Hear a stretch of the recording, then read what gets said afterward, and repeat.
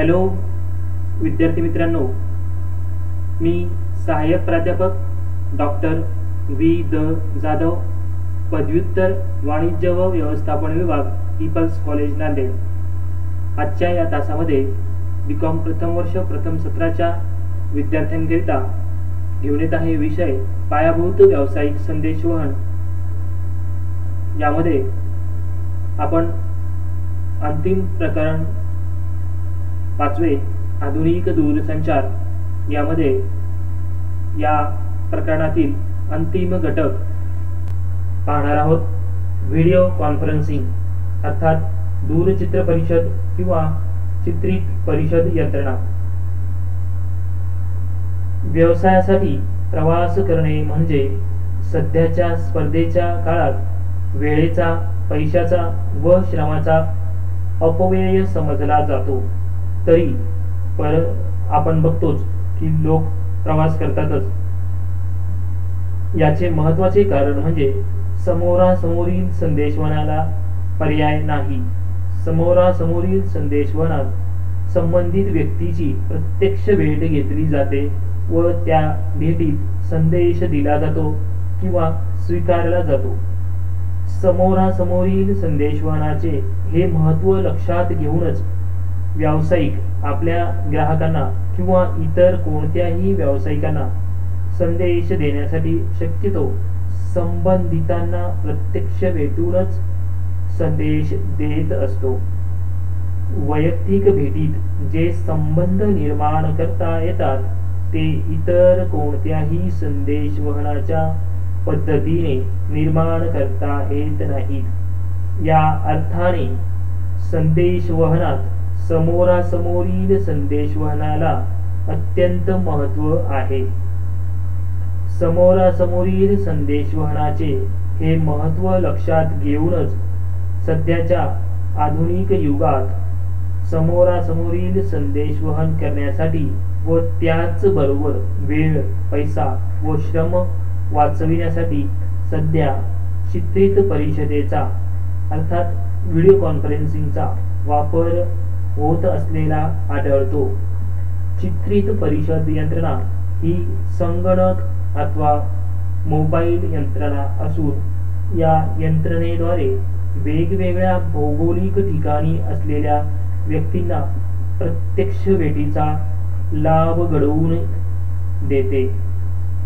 चित्रित परिषदेमध्ये दोन्ही ठिकाणच्या व्यक्तींचे फोटो कॅमेऱ्याद्वारे दुसऱ्या ठिकाणापर्यंत पाठविले जातात.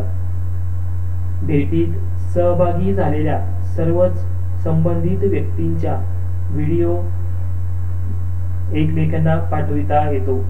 यामध्ये केवळ वैयक्तिक भेटच होत नाही, तर यात पत्रापेक्षाही जास्त व्यक्तिगत स्वरूप पाहावयास मिळते. प्रारंभी चित्रित परिषदेची उपकरणे अत्यंत महाग होती, परंतु आता त्याची किंमत कमी झाली आहे. यात अमूल्य असा व्हिडिओ कॅमेरा इंटरनेटशी जोडलेल्या मल्टीमीडिया PC अर्थात पर्सनल कम्प्युटर ला जोडलेला असतो. या कॅमेऱ्याने घेतलेल्या चित्रावर सॉफ्टवेअरच्या सहाय्याने प्रक्रिया करून त्याचे सिग्नल्स, आवाज आणि चित्र दुसऱ्या ठिकाणी बसलेल्या लोकांपर्यंत इंटरनेटद्वारे पोहोचविले जातात. ही चित्रित परिषदेची यंत्रणा खूप खर्चिक असली तरी ती प्रवासाचा वेळ व पैसा मोठ्या प्रमाणावर वाचवू शकते. सध्या कमी खर्चिक डेस्कटॉप चित्रित परिषद यंत्रणा खूप मोठ्या प्रमाणावर वापरली जात आहे. या यंत्रणा कमी खर्चाचे व्हिडिओ कॅमेरा आणि संगणक मॉनिटरवर बसवलेले मायक्रो कम्प्युटर यंत्रणाशी जोडलेल्या स्वरूपात असतात. सध्या 2 किंवा अधिक व्यक्ती वेगवेगळ्या ठिकाणाहून असल्या तरी त्या प्रत्यक्ष समोरासमोर भेटू शकतात. सध्या सर्व देशभर आणि जगभर पसरलेले वरिष्ठ गटातील कंपनी अधिकारी ठराविक कालावधीनंतर एकत्र येऊ शकतात. याशिवाय आणीबाणीच्या परिस्थितीत काही क्षणाचीच सूचना दिलेली असतानाही परिस्थिती हाताळण्यासाठी ते भेटू शकतात. एकंदरीत जागतिकीकरणाच्या परिस्थितीत मोठमोठ्या कंपन्यांना आपल्या सर्वच शाखांवर योग्य नियंत्रण ठेवण्यासाठी व्हिडिओ कॉन्फरन्सिंगची सोय अत्यंत उपयुक्त आहे. आपण आता सद्यस्थितीमध्ये कोरोनाचा जो मोठ्या प्रमाणावरती उद्रेक झालेला आहे, या परिस्थितीमध्ये आपल्या सर्वांनाच याची जाणीव आहे की व्हिडिओ कॉन्फरन्सिंग वेगवेगळे राजकारणी लोक, राजकारणी व्यक्ती, नेते मंडळी मोठ्या प्रमाणात वापरत आहेत. जसं की आपण बघत असतो की माननीय पंतप्रधान नरेंद्र मोदीजी जे आहेत ते सुद्धा व्हिडिओ कॉन्फरन्सिंगचा मोठ्या प्रमाणात वापर करतात. विविध राज्यांच्या माननीय मुख्यमंत्र्यांशी चर्चा करण्यासाठी ते व्हिडिओ कॉन्फरन्सिंगचा उपयोग करतात. त्या ठिकाणी आपण बघतो की फक्त आता ही बाब संगणकावरच आधारित राहिलेली आहे असं नाही, तर मोबाईल सुद्धा या ठिकाणी मोठ्या प्रमाणावरती वापरला जात आहे.